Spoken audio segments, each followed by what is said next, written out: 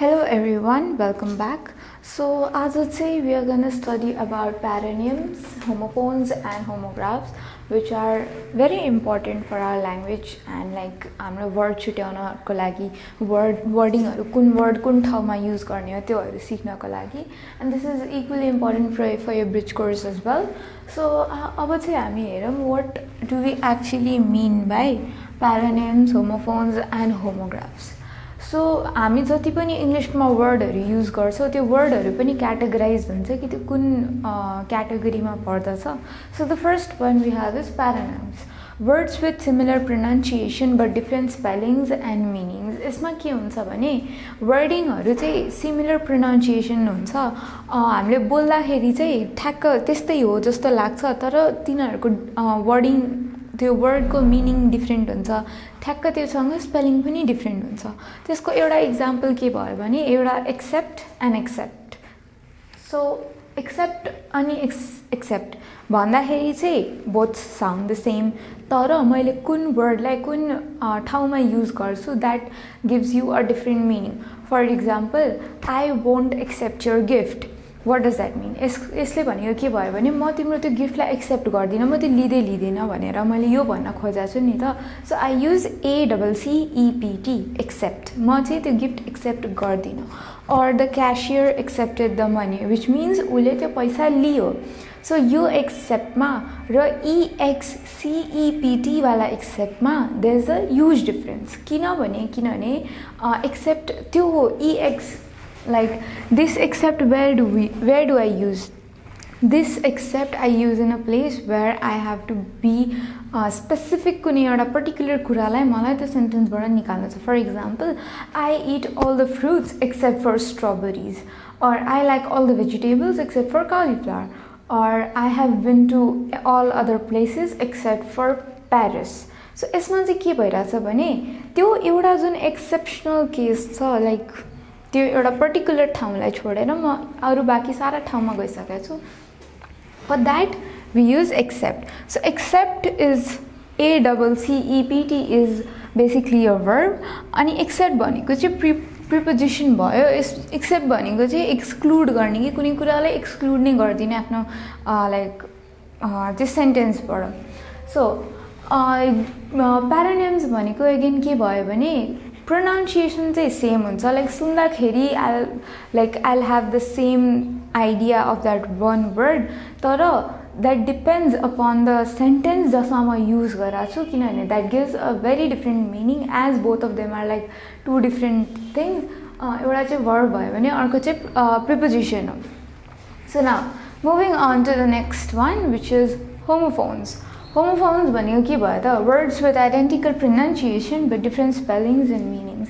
यसमा के हुन्छ भने paronyms are like similar pronunciation, तर homophones are like identical pronunciation. For example, flour, flour. So what is this? Flour भनेको चाहिँ we use like breadहरु बनाउनको लागि ground up grain. So हुन त दुवै नाउन हो हैन, तर सी we can see कि स्पेलिङ डिफरेन्ट छ. स्पेलिङ डिफरेन्ट छ तर प्रोनाउन्सिएसन अलिकति सेम छ. Flour and flower. So this we use like I used 100 gram of flour for making my bread. अनि फ्लावर भनेको I received a flower today. यसमा चाहिँ के डिफरेन्स भयो भने यो दुईटाको मिनिङ चाहिँ एकदमै डिफरेन्ट छ नि त. एउटा खाना बनाउनको लागि युज हुन्छ, अर्को चाहिँ it is a flower like rose, tulips or sunflower, त्यो चाहिँ फ्लावर भयो. So this is a plant and flower माथिवाला चाहिँ it's a item, it's basically ingredient for my baking stuff or for like cooking or anything else. So homophones भनेको के हो भने तिनीहरूको आइडेन्टिकल प्रोनाउन्सिएसन हुन्छ, तर अगेन स्पेलिङ र मिनिङ एकदमै डिफरेन्ट हुन्छ. सो इट डिपेन्ड्स कि म कुन चाहिँ सेन्टेन्समा कुन चाहिँ वर्ड युज गरिरहेको छु. Now moving on to homographs, words with identical spellings but different मिनिङ्स.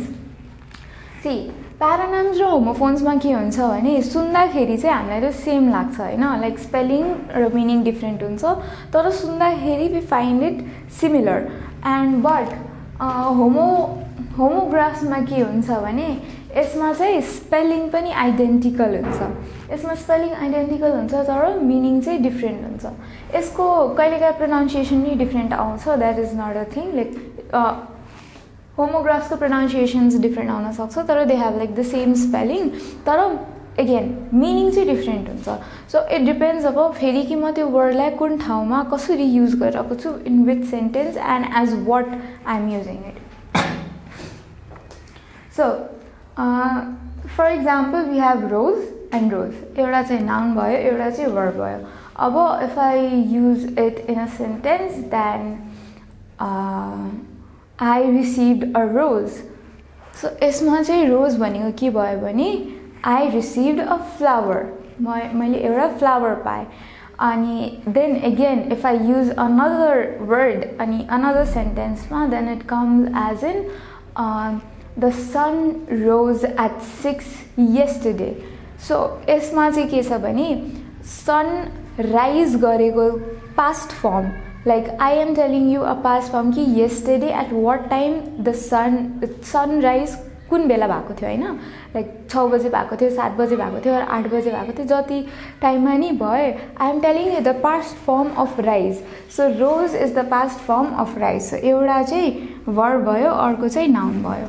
This is about homographs कि यिनीहरूको लाइक हुन्छ नि हेर्दाखेरि चाहिँ स्पेलिङ चाहिँ सेम लाग्छ, सो मान्छे कन्फ्युज हुन्छ। तर we need to keep in mind कि हामी कुन बेला लाइक कुन सेन्टेन्समा हामीले यो युज गरेको छु अनि त्यो सेन्टेन्समा युज हुँदाखेरि यसको मिनिङ चाहिँ के आउन सक्छ अनि यसको पार्ट अफ स्पिच चाहिँ के हुन्छ, नाउन हुन्छ कि वर्ब हुन्छ भनेर। So moving on to next.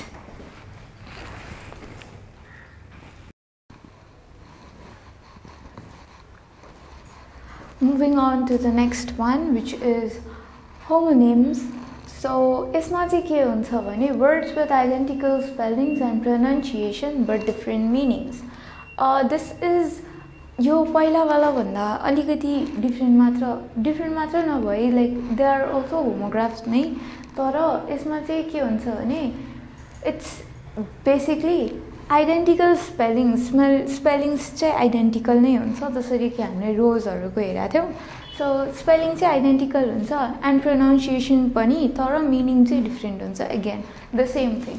So for example we have left and left, एउटा चाहिँ एडभर्ब हो, अर्को चाहिँ वर्ब हो। यसमा चाहिँ के भयो भने एउटा लेफ्ट भनेको के हो, अपोजिट अफ राइट, मेरो राइट ह्यान्डको अपोजिट इट्स लेफ्ट ह्यान्ड, एउटा लेफ्ट चाहिँ त्यो भयो। अर्को चाहिँ के भयो, simple past form to live. Live हामी छोडेर जानु भनेको लाइक कतैबाट वी लेफ्ट, अब त्यसको चाहिँ लाइक पास्ट फर्म हो, लिभको चाहिँ पास्ट फर्म हो left. So this is all about homonyms. Now let's move on to the next, which is heteronyms. यसमा के हुन्छ भने words with identical spellings but different pronunciations and different meanings. अब यसमा चाहिँ pronunciation पनि डिफ्रेन्ट आउँछ, स्पेलिङ पनि डिफ्रेन्ट, स्पेलिङ डिफ्रेन्ट हुँदैन, प्रोनाउन्सिएसन डिफ्रेन्ट हुन्छ, मिनिङ डिफ्रेन्ट हुन्छ, तर स्पेलिङ चाहिँ एकदमै सेम हुन्छ। फर इक्जाम्पल रिड, यसलाई म रिड पनि पढ्न सक्छु, यसलाई म रेड पनि पढ्न सक्छु, तर it's basically this one is read and this one is red. अब हाउ डु आई डिफ्रेन्सिएट, म कसरी डिफ्रेन्सिएट गर्छु कुन रिड हो कुन रेड हो भनेर। अब it depends upon the sentence जुन म युज गरेको छु टु इन्टरप्रेट समथिङ रिटन। अब if I say I was reading a book, that doesn't means कि म पास्टको कुरा गरेको छु भनेर। I was reading the book, that means कि म त्यो बुक पढिरहेको थिएँ।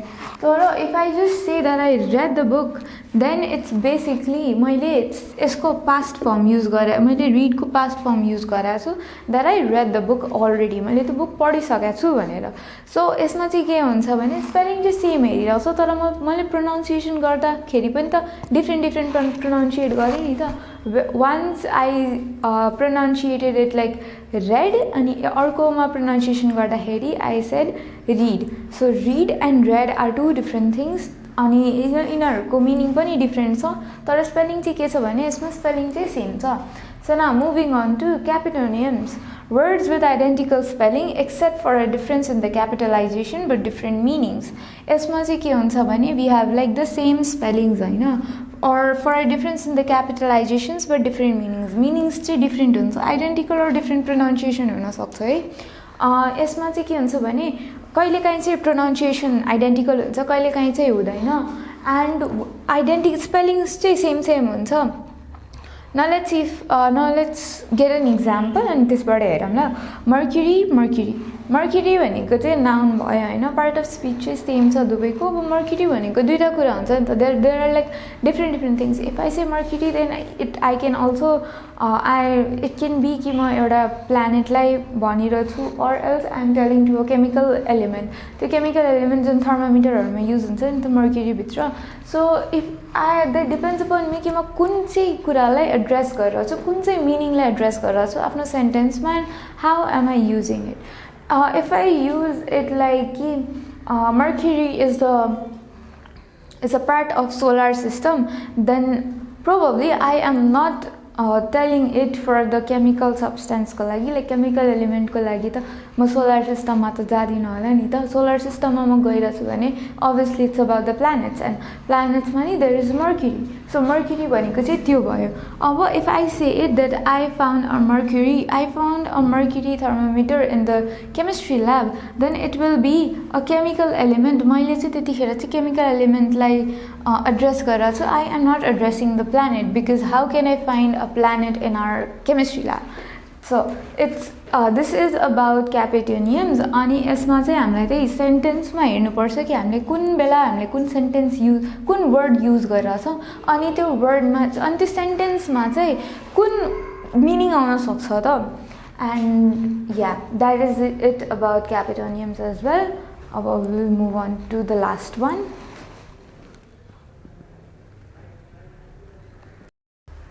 So हामी चाहिँ यहाँ लास्टमा आइपुग्यौँ. अब the last one we have is ornyms. यो चाहिँ के हुन्छ भने यो भन्दा पहिला हामीले जुन paronyms पढेको थियौँ, which is like basically similar words हरु जसको like similar pronunciation आउँछ, तर meaning र spelling चाहिँ एकदमै different हुन्छ. यसमा चाहिँ के हुन्छ भने यो चाहिँ एउटा phrase हुन्छ कि यो paronyms नै हो, तर it's in a phrase. So यो phrases हरुमा चाहिँ similar pronunciation आउँछ, तर त्यसको meaning र spelling हरु चाहिँ different हुन्छ. For example, यसरी हामीले हेर्यो भने this is ice cream. Ice cream भनेको के भयो भने म कराइरहेको छु, त्यसलाई चाहिँ म भन्छु I scream, like I am screaming भनेको चाहिँ कराउनु भयो. तर here ice cream भनेको के भयो त? Ice cream भनेको the flavorful desserts we have, like different flavor को chocolate, strawberry, vanilla ice cream जुन हामी खाने गर्छौं, यो चाहिँ त्यो ice cream भयो. तर यो भनेको चाहिँ के भन्नु नि म कराइरहेको छु. So if we use it together, then it will be I scream for an ice cream. So मैले कराए एउटा ice cream को लागि. यो चाहिँ त्यस्तो हुन्छ, like see, we can see कि यो ice cream र ice cream को pronunciation चाहिँ मैले भन्दाखेरि चाहिँ same आइराछ हैन, तर ice cream भनेको म कराउनु भयो अनि ice cream भनेको त dessert भयो. So दुवैको meaning चाहिँ different छ अनि दुवैको spelling हरु पनि different छ. Now let's look at the second example, that is 4 candles. 4 candles, which is like a number of candles.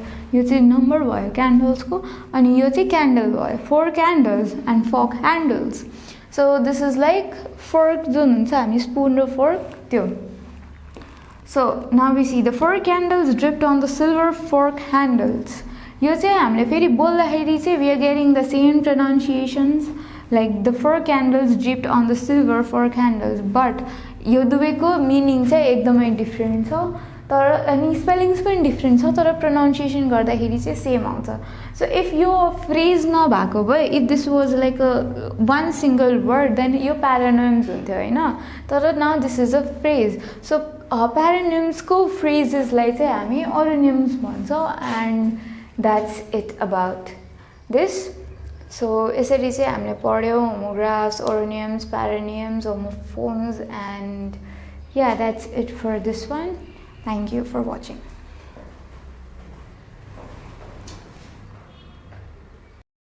Hello, welcome back everyone. So यो भिडियो भन्दा पहिला चाहिँ हामीले पढाएको थियौँ प्यारानिम्स, होमोग्राफ्स, ओरोनिम्सको बारेमा. सो अब चाहिँ हामी त्यसको एमसीक्यूहरू सल्भ गर्न गइरहेका छौँ एन्ड वी विल सी कि how do we use the words in a correct manner अनि कसरी त्यसलाई राख्ने, सेन्टेन्स बुझेर सेन्टेन्स चाहिँ कसरी बुझ्ने र वर्ड्सको मिनिङ चाहिँ कुन हुनुपर्ने हो त्यो चाहिँ हेर्ने ल. So the first question we have is, they are not going to dash this exam. Lose. अब यसमा चाहिँ we got the same pronunciation हैन, lose अनि lose को pronunciation त सेम छ. अब हामी कुन राख्ने त? But we got like different spellings. हाम्रो spelling चाहिँ different छ. एउटा lose भनेको चाहिँ यो, अर्को lose भनेको चाहिँ यो. अब let's see now. Winning or losing.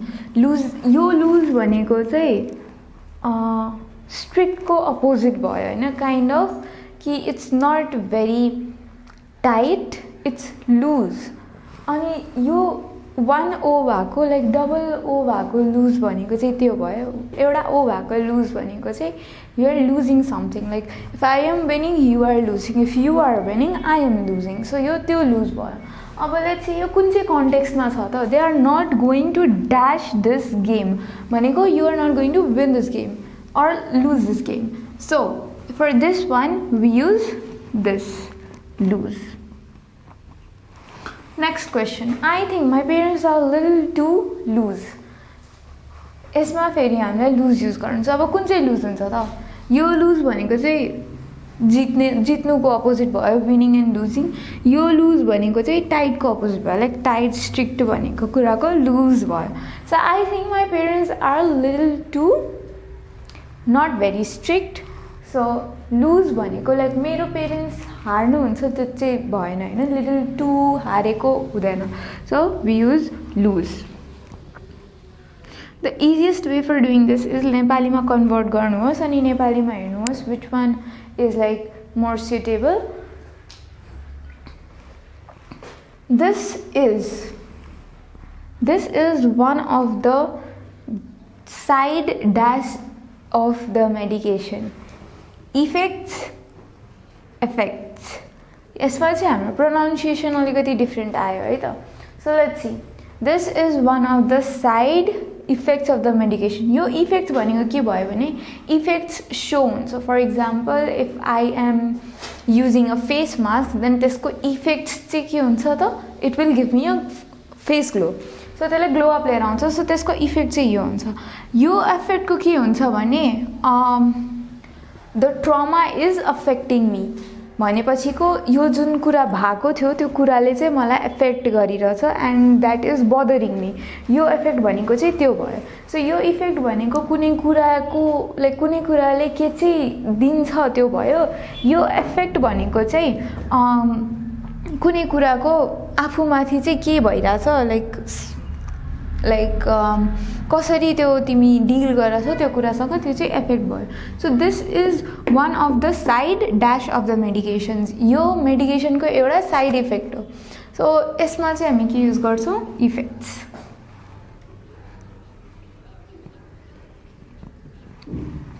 Moving on to the next question that we have. Taking this medication might this dash your sleep. Effects. यसमा चाहिँ के हुन्छ भने यो मेडिकेसन लिइसकेपछि मेरो स्लिप इफेक्ट हुन्छ हैन.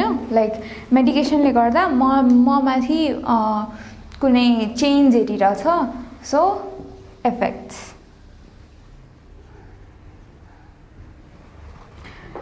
फर युजिङ यो पढ्नको लागि चाहिँ तिमीहरूलाई थाहा हुनुपर्छ कि कुन वर्डको के मिनिङ हुन्छ भनेर. Because you need to know न कि इफेक्ट भनेको के हो, इफेक्ट भनेको के हो, लुज भनेको के हो, अनि लुज अर्कोवाला लुज भनेको के हो, there you need to know the differences दुवैको.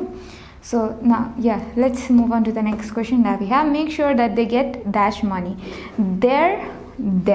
Now you need to know that this there is used for places. This there is used for persons.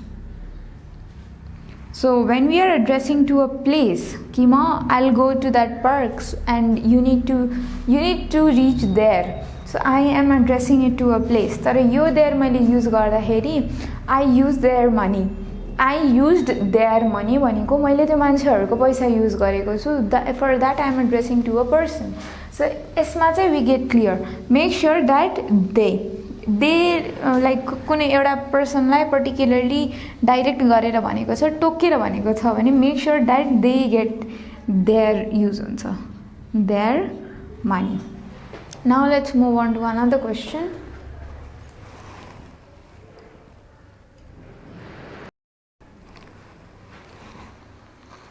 So the next question that we have is put the money dash there अब हामीले यो भन्दा पहिला के हेरेको थियौँ भने पहिलाको क्वेसनमा पनि देयर अनि देयर थियो होइन so there is use to represent a specific place कि लाइक तिमी कता बस्छौ or else you reach there त्यो देयर भनेको THERE हो तर देयर भनेको चाहिँ you are referring it to person like people धेरैवटा पिपलहरू like there so put the money dash भन्न मतलब पैसालाई त्यो ठाउँमा राख्देऊ so for this one we use there THERE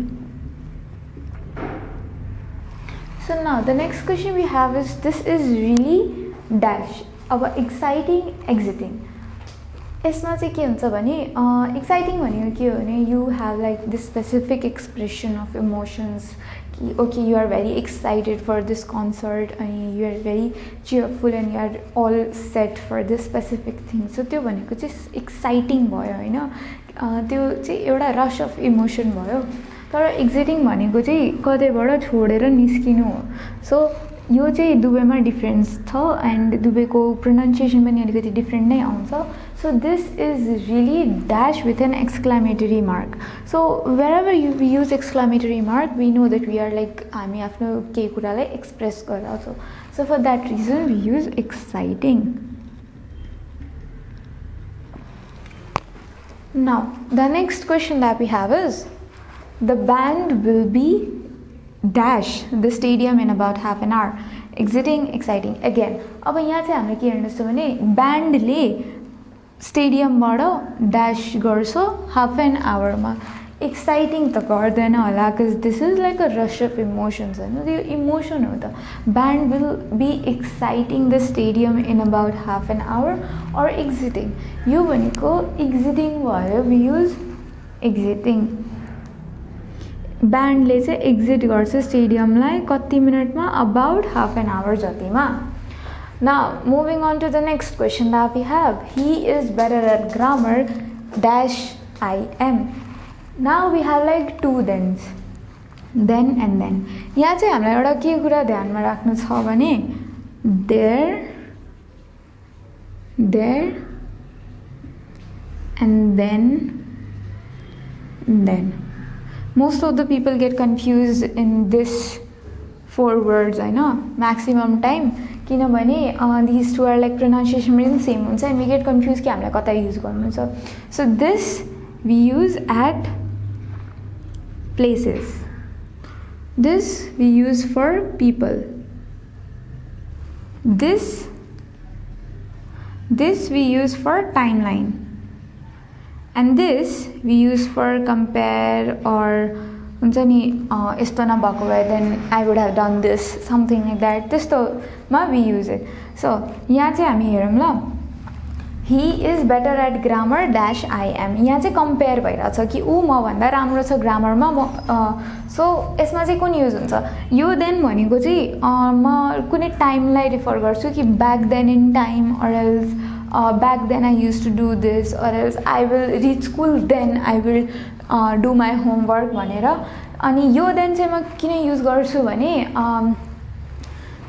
she is happier than before यो चाहिँ के भयो भने मैले कम्पेयर गरेँ कि ऊ पहिलाभन्दा धेरै राम्रो छ so for comparison we use this than so यहाँ चाहिँ यो देन हुन्छ now moving on to the last question that we have I didn't know him dash see I didn't know past फर्ममा छ अब पास्ट फर्ममा चाहिँ टाइमलाइनलाई कसरी रिप्रेजेन्ट गर्ने त यो देन त हामी कम्पेयर गर्न युज गर्छौँ नि त अब यो देन हामी युज गर्छौँ I didn't know him then So this is how we use the words, and what you need to keep in mind is that त्यो स्मल बेसिक वर्डहरू जुन हुन्छ नि, जति पनि स्मल बेसिक वर्डिङहरू हुन्छ त्यो सबको मिनिङ थाहा हुनुपर्छ.